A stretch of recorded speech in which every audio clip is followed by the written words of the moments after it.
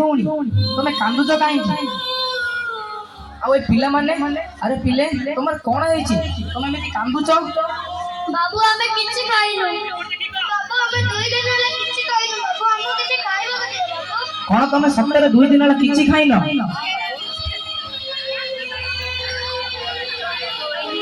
ओ मोरे tiffin दा neo एतरे जा আছে सब खाई दियो चल खाइबा हेले आपण मु जन शिक्षक एई पाख गांव स्कूल रे पाठ पढाए हेले आपण ए पिला माने मानकर बापा 5 वर्ष होला छाडी जाई फेरी पर ना ही धरु नांती हेले काहे की हमर तो एटी झियला बोली अभिमान करी जाई छंती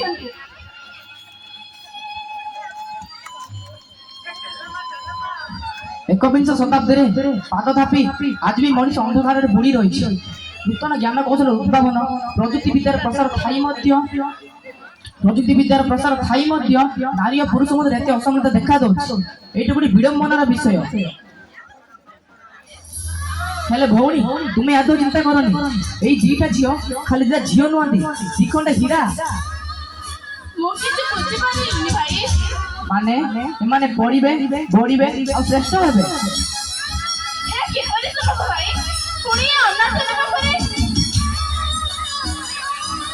हाँ मु तुमको आम स्कूल रे किसी काम जोगाण कर देबी और से बाबद को तुम किसी टंका मजे पाइबो और ए झियो माने आम स्कूल रे पाठ पढिबे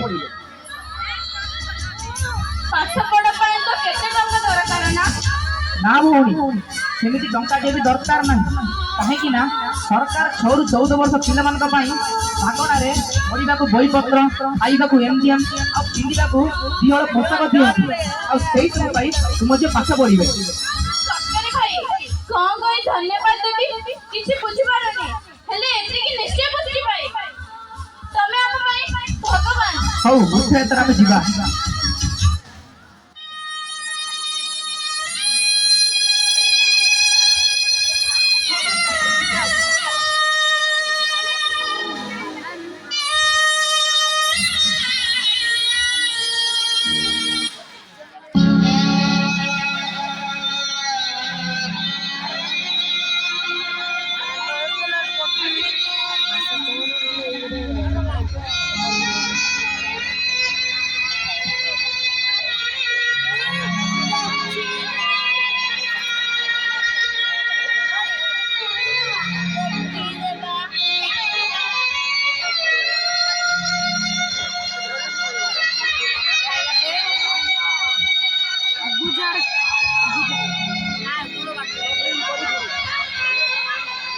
मु कुआडे सुनिबा को पाइली आम स्कूल रे 2 जण झियो पाठ पढुचंती हां बाबू आपण जा सुनिले ठीक सुनिले हेले झियो मानो को काई की पाठ पढुचंती आज छोट छंती काली बड़ हेबे ओदारे बुलिबे एथि आपण को मान सम्मान रहइबो ताहा माने झियो माने कोन पाठ पढी शिक्षित होई पारिबेनी ताकर कोन दुनिया रे भलो मंद जानिबार अधिकार नाही ओह कथारे अछि तोरा झियो जन्म चुल्ली मुंडकू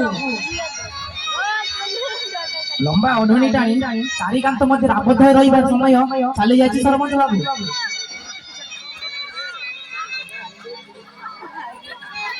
हेले मास्टरे झियो माने पुणी आम स्कूल रे पाठ पढिबे शिक्षा क्षेत्र रे पुओ झियो मध्य किछि पार्थक्य नथा सरपंच बाबू विशेष करी नारी मानक शिक्षा पाई सरकार अनेक योजना आरंभ करिसंती आ नारी अनुपात वृद्धि पाई सरकार बेटी बचाओ बेटी पढ़ाओ संविधान में आरंभ होईछि काहे कि ना जे पर्यंत नारी रे विकास होई से पर्यंत देश रे विकास संभव नुहे हेले स्कूल रे एई परिफिकर रो पिला माने पाठ पढी पाइबेनी एठारे केवल धनी और मध्यवर्ग पिला माने पाठ पढी पाइबे एईटा ही स्कूल रो नियम ताहा माने तुम्हें चिंता करनी भौणी तुम झियो पढ़िबे बढ़िबे और श्रेष्ठ हेबे एपरि नियम एक मुष्टिमेय व्यक्ति करिसंती सरकार नुहे आ गणतंत्र राष्ट्र गोटिए लक्ष्य एक साथ सबका विकास पाठ पढिबो देखिबा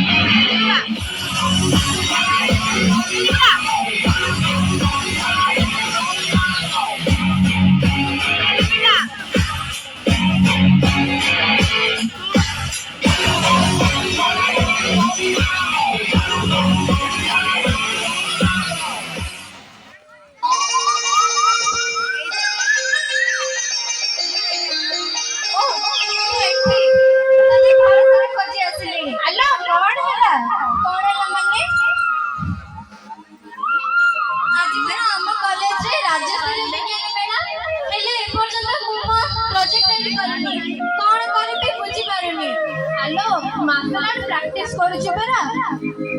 ଆଜିକାଲି ଯାହା ପରିସ୍ଥିତି ହେଲାଣି ଆମ ମାନଙ୍କ ପାଇଁ ଏ ଆତ୍ମରକ୍ଷା କୌଶଳ ଜରୁରୀ ହୋଇପଡିଛି। ଆଉ ଏ ଶିକ୍ଷାକୁ ସରକାରଙ୍କ ଦ୍ୱାରା ପ୍ରତ୍ୟେକ ସ୍କୁଲ ଓ କଲେଜ ଝିଅ ମାନଙ୍କୁ ଶିକ୍ଷା ଦିଆଯାଉଛି। ତୁ ଏଠି ତୋର ପ୍ରାକ୍ଟିସ କରିବୁ ନା ମତେ ମୋ କାମରେ ଟିକେ ସାହାଯ୍ୟ କରିବୁ? ହଉ ଚାଲ, ମୁଁ ମଧ୍ୟ କଲେଜ ଯିବି କାରଣ ଆଜି ମଧ୍ୟ ଆମ କଲେଜରେ ଆନୁଆଲ ସ୍ପୋର୍ଟସ ଅଛି। ଚାଲ ଚାଲ।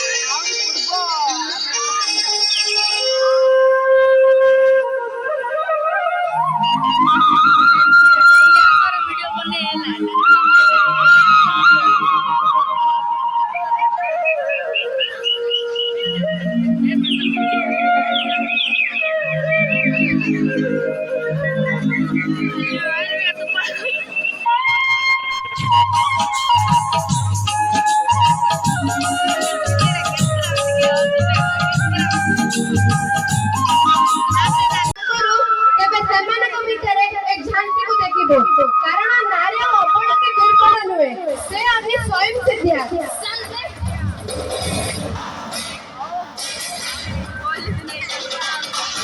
ଦିଦି ଦେଖିଲୁ ଏ ଆତ୍ମକୌଶଳ ଶିକ୍ଷା କେମିତି କାମରେ ଆସିଲା। ଏ ଶିକ୍ଷାକୁ ସମସ୍ତ ନାରୀ ଜାତି ଶିଖିବା ଦରକାର, ଯାହା ଦ୍ୱାରା ଏ ପୁରୁଷ ପ୍ରାଧାନ୍ୟ ସମାଜରେ ନାରୀର ଗୁରୁତ୍ୱ ରହିବ।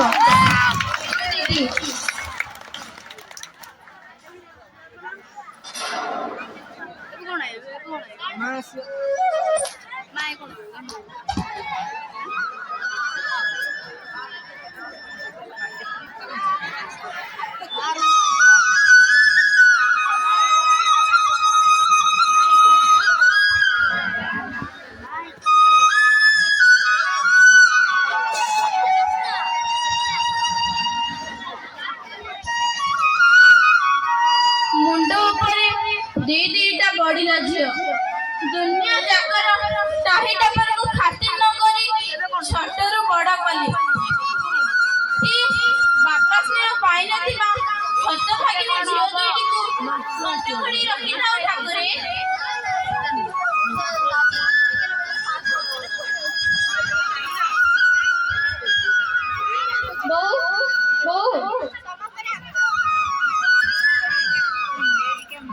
ହ୍ୟାଲୋ, କଣ ହେଇଛି? ଏମିତି କାହିଁକି ପାଟି କରୁଛ? ମୁଁ ଆଜି ରାଜ୍ୟସ୍ତରୀୟ ବିଜ୍ଞାନ ମେଳାରେ ଫାର୍ଷ୍ଟ ହେଇଛି। ଆଉ ତୁ ଦେଖିବୁ ବୋଉ, ତୋର ଏଇ ଝିଅ ଦିନେ ବଡ ଡାକ୍ତରଟିଏ ହବ ଆଉ ଏ ସମାଜରେ ହେଉଥିବା ଭ୍ରୂଣ ହତ୍ୟା ଭଳି କୁଶ୍ଚିତ କାର୍ଯ୍ୟକୁ ରୋକିବ ଆଉ ମାତୃଗର୍ଭରେ ରହି ଏ ଦୁନିଆକୁ ଦେଖିବା ପାଇଁ ଡହଳ ବିକଳ ହେଉଥିବା କନ୍ୟା ଭ୍ରୂଣ ମାନଙ୍କର ଆଶାକୁ ସାକାର କରିବ। ହଁ ବୋଉ, ମୁଁ ମଧ୍ୟ ଆମ କଲେଜର ଆନୁଆଲ ସ୍ପୋର୍ଟସରେ ଚାମ୍ପିୟନ ହୋଇଛି। ତୁ ଦେଖିବୁ ବୋଉ, ତୋର ଝିଅ ମଧ୍ୟ ଦିନେ ସଚୋଟ ପୋଲିସ ଅଫିସର ହୋଇ ଦେଖେଇବ ଆଉ ଭ୍ରୂଣ ହତ୍ୟା କରିଥିବା ସରକାରଙ୍କ ସମସ୍ତ କଟକଣାକୁ କଡାକଡି କରିବ ଆଉ ଏ ପୁରୁଷ ସାମ୍ରାଜ୍ୟରେ ନାରୀକୁ ଯଥେଷ୍ଟ ସମ୍ମାନ ଦେବ। ତମେ ଦୁହେଁ ମୋର ଝିଅ ନୁହେଁ, ତମେ ଦୁହେଁ ହେଲ ମୋର ପରୀ। ଆଜି ମୁଁ ବହୁତ ଖୁସି ଅଛି ଆଉ ସେଦିନ ମୋ ସ୍ୱପ୍ନ ସାକାର ହବ ଯେଉଁଦିନ କନ୍ୟା ଭ୍ରୂଣ ହତ୍ୟା କରୁଥିବା ଅମଣିଷମାନେ ନିଜର ଅନୁତାପ ବୁଝିପାରିବେ ଆଉ ଜୁଇରେ ଜଳି ଛଟପଟ ହେବେ ଆଉ ଝିଅକୁ ବୋଝ ପଡୁଥିବା ଏ କାପୁରୁଷ ସମାଜର ମଣିଷମାନଙ୍କୁ ବୁଝିବାକୁ ବାଧ୍ୟ କରିଦେବି ଯେ ଏ ସମାଜର ଝିଅର ଆବଶ୍ୟକତା କେତେ। ହଁ ବୋଉ, ଆଉ ପ୍ରତ୍ୟେକ ମଣିଷ ବେଟି ବଚାଓ ବେଟି ପଢାଓ ଉପରେ ଗୁରୁତ୍ୱ ଦେବେ ଆଉ ସମସ୍ତେ କହିବେ ସେ ଝିଅ ନୁହେଁ, ସିଏ ତ ଦୁଇଟି ପରୀ।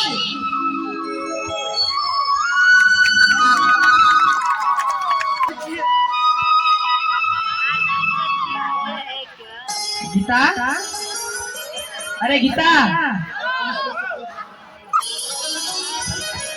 गीता हाँ आसुची भाई अरे भौणी केमिति अछु आ तो झियो माने झांसी आ लक्ष्मी से माने बड़ हो जाइथिबे आ बोल पाठ मध्ये पढिथिबे हाँ भाई पूरा ठीक कहलो से माने बड़ होई गलेनी आ भलो पाठ मध्ये पढुचंती बड़ जे झांसी पिछि सारी बड़ परीक्षा ପାଇଁ परीक्षा ଦେଇଛି आ लक्ष्मी से मेडिकल रो शेष वर्ष ପାଇଁ परीक्षा ଦେଇଛି आजि जोइन करा परीक्षा फल बाहरुची तू देखिबु भौणी तो दुई झियो निश्चय परीक्षा सफल हेबे आ तो आशा को पूर्ण करबे मु सेदिन कहिथि अब आज मध्ये कहूछि तू केवल दीटा झियो को जन्म देइनु दुईटी परी को जन्म देइछि ए सब संभव केवल आपनक ପାଇଁ भाई से दिन जति ए हट भागी आपन देई न थांतो ताहले ए सब संभव होई पारि न थांता भाई ना एथिरे मु किछि करिनी एई तो सब से तो जगार ना तो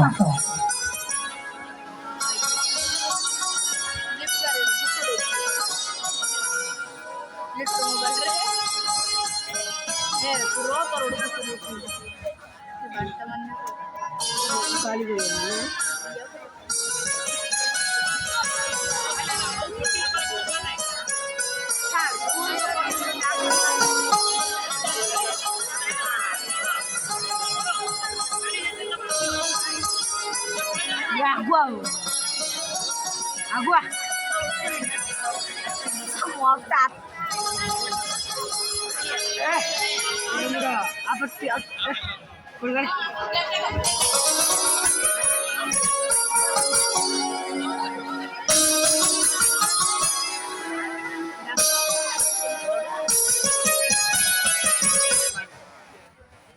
अल्लाह कौन है ना? प्रणाम हो। प्रणाम गुरुजी। ओ कौन है जी? आ तो मैं खुशी काहे देखो जाउ छ बहु मु आईएएस ऑफिसर है गले आ हम जिल्ला रे मोर प्रथम पोस्टिंग आ मु डॉक्टर है गले बहु देखिलु भौणी देखिलु आज तो सपना सफल होइछि हेले एते बड़ खुशी मुहूर्त रे तो आखि लुह ए असु दुखरी न नहीं ए तो खुशी रहछु मु आज बहुत खुशी मु आज बुझी पारुछि झियो को अन्न करे घृण्य मानुथिबा ए समाज रे मु झियो को जन्म करे किछि भूल करिनी तू ठीक कहि छु भौणी एई समाज रे पुओ झियो मध्ये रे किछि तफात ना खाली अभाव अछि झियो मान को उपयुक्त सुविधा आ सुजोग रो झांसी और लक्ष्मी आज समय आसी जाइछि तुमको किछि गुरु दक्षिणा दबा मागंत गुरुजी आपण हमर जहाज से करिसथि मागंत ए संसार रा अलिया कथा केमिति संभव गीता कथा अछि परा जहार केहि नांती तार जगतर नाथ जगन्नाथ अछंती तेबे ताले तमे सुनिबाकू चाहूछ ताले सुनो सेदिन मेडिकल नु फेरी बापरे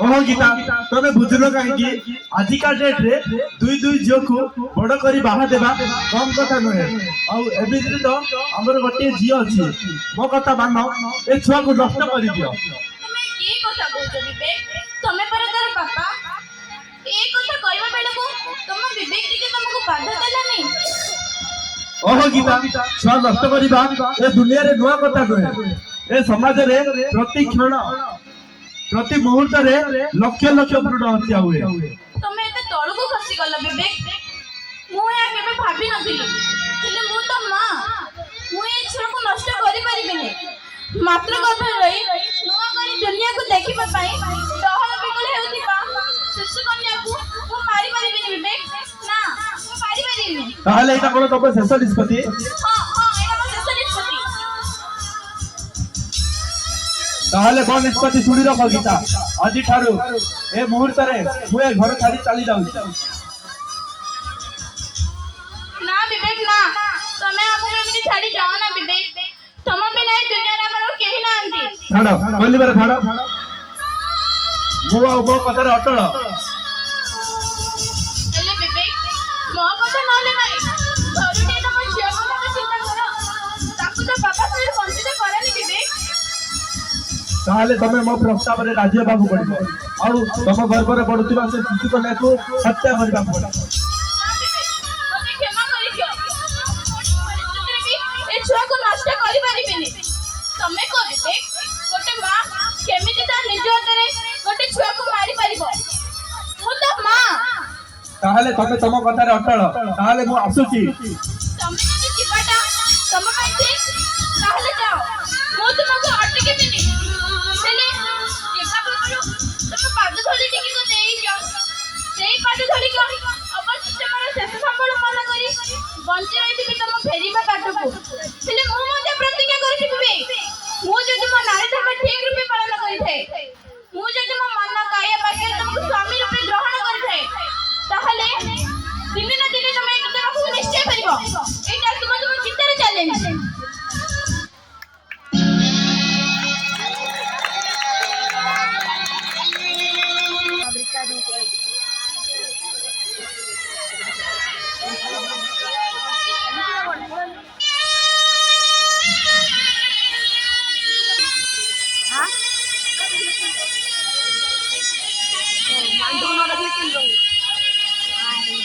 କଥା ହେଲି ତ ମାଣ୍ଡୁଇଲା।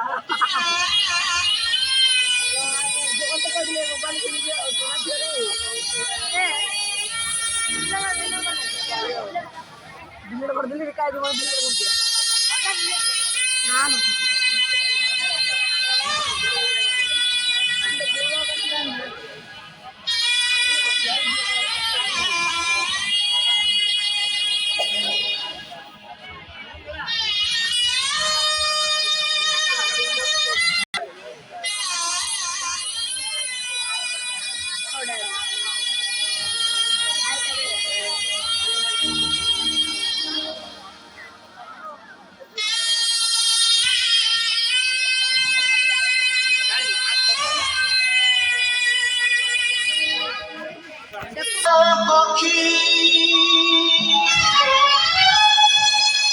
भांगी देई तारा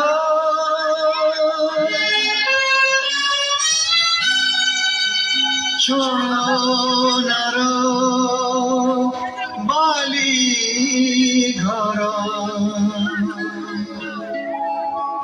साथी আজি एका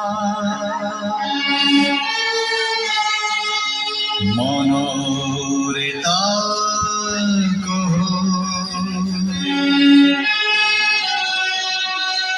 আখিরে লুহর ধার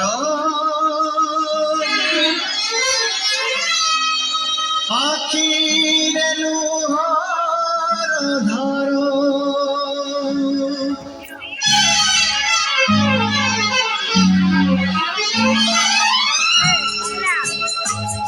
এই দুনিয়া বুকুরে বঞ্চিବାକୁ ହେଲେ କେତେ ଦୁଃଖ କେତେ ଝଡ଼ ସହିଯାରେ ଏ ଦୁନିଆ ବୁକୁରେ ବଞ୍ଚିବାକୁ ହେଲେ କେତେ ଦୁଃଖ କେତେ ଝଡ଼ সহিযারে এ দুনিয়া বুকুরে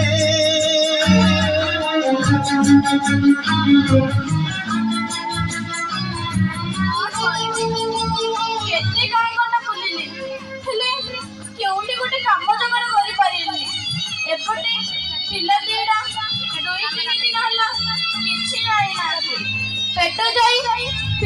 ଲାଗିଲାଣି। ବୋଉ ବୋଉ ମତେ ଭାରି ଭୋକ କଲାଣି। ବୋଉ ବୋଉ ମୋ ତଣ୍ଟି ପାଟି ଶୁଖିଗଲା। ବୋଉ ମତେ କିଛି ଖାଇବାକୁ ଦେ ବୋଉ, ନହେଲେ ମୁଁ ମରିଯିବି। ନା ରେ ମା, ତମର କିଛି ହେବନି, ମୋ ପରା ଅଛି। জীবনে পাইলুনি মম